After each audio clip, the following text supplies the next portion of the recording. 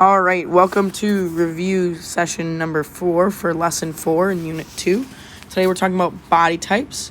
So there's ectomorph, mesomorph, and endomorph. We're going to start with ectomorph. Ectomorph is long and lean. We're talking about tall and skinny people, very lengthy, have very little body fat on their bodies. Another thing that to keep in mind is that they have a hard time gaining weight. So if their goal is to try and put on muscle or fat, it might be harder for them to do that because they have a faster metabolism. So they burn through their energy at a faster rate. They don't store it as much. Examples of people that have that kind of body type, like a long distance runner, maybe like a marathon runner, a fashion model, basketball players. We kind of talked about that.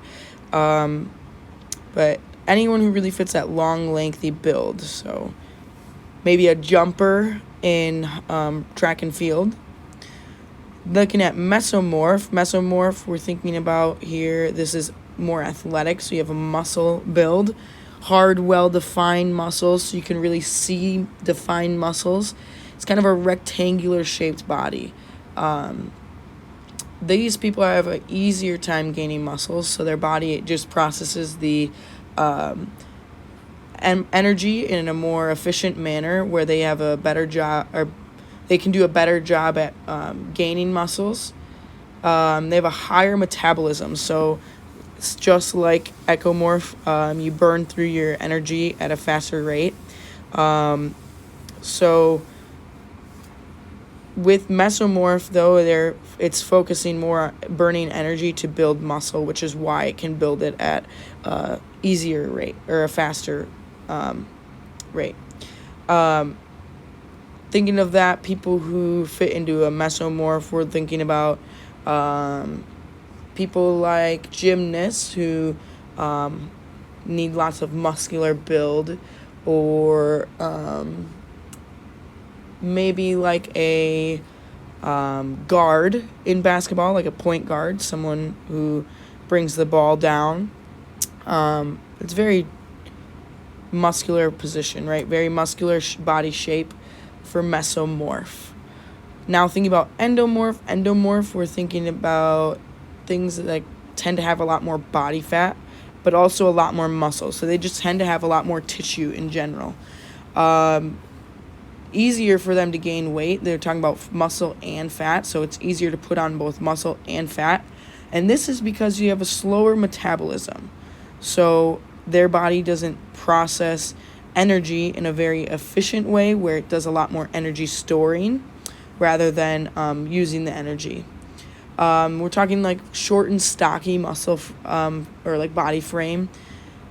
Again, like I said, they find it harder to lose fat, so you put on that weight and it's harder to lose it, and that's because of that slower metabolism. So, like I said, it's not as if their body is not as efficient at processing the energy and creates more energy stores.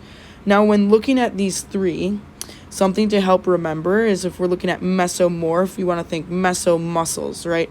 We're talking about hard body, defined muscles. So to help you remember, endomorph is short and stocky. Think of endo, end. So we're thinking about like a defensive end in football. Those are the bigger guys that we have on our teams. Now, keeping all that stuff in mind, when you think about body types, I want you to think about relating to body composition. We can change our body composition with a couple different variables, right? So how we can do that is through exercise, how we exercise, certain exercises that we want to target, and also through what we eat, right? What we eat can really impact our body composition. If where we choose to get our nutrients, if we're choosing more of those healthy foods, that will help us have a different, maybe more positive body composition. Now, moving into like things like food, talking about different terminology we have behind calories. We talked about basal metabolic rate, or BMR. This is how much calories are burned in a resting state. So when your body's in a resting state, so through things like sleeping, just to keep your body functioning or keeping functions normal. So that's resting calories burned. This is helpful to know because if we know our resting calorie burn, then we can think about how much calories we should be trying to target to burn throughout a day. Given our diet and our exercise levels. So the other thing we got to think about then is caloric intake. Caloric intake is exactly how it sounds. How many calories you are intaking or taking into your body. So what we eat, how we fuel our body. So that's where I talk about those different kinds of choices, where we choose to get our food or our fuel from per day. And then our last big term for calories we have is caloric expenditure. So caloric expenditure sounds just like, or is exactly how it sounds. It's calories spent or burned. So how many calories we burn or use throughout a day. That includes our active calories burned. So our things that through activity, like when we're walking or working out, and also our BMR, so our basal metabolic rate, so those resting calories. So caloric expenditure includes BMR and actively burned calories. These things are important, like I said, to keep in mind because when we're talking about body types, we really want to think about what's important. So some body types, like I said, are more efficient in burning fuel, right? Some are more efficient in storing that fuel, or least efficient in burning that fuel, that energy.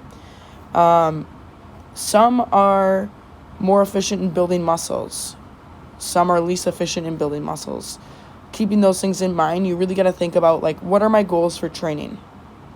Is my goal to gain muscle mass? Is my goal to gain or to lose fat? Because if I'm trying to lose fat, I want to be targeting different things. My workouts might consist more of cardio activities, cardio exercises versus strength training. If I'm trying to gain muscle, I'm probably going to focus more on those strength training activities. So ultimately, different body types, they just function differently. We burn energy differently. This is all pretty new, I'm sure, to all of you, this terminology, which is totally okay. I just want you to think kind of about how fitness can look different for everybody, but also using that to target what your goals are for fitness is what's really important. So being aware of our body types so that we can target certain things so we can have maybe the fitness levels or the body composition that is our goal. If you have any questions, again, make sure you come up and ask us. So this is the end of our review for Lesson 4.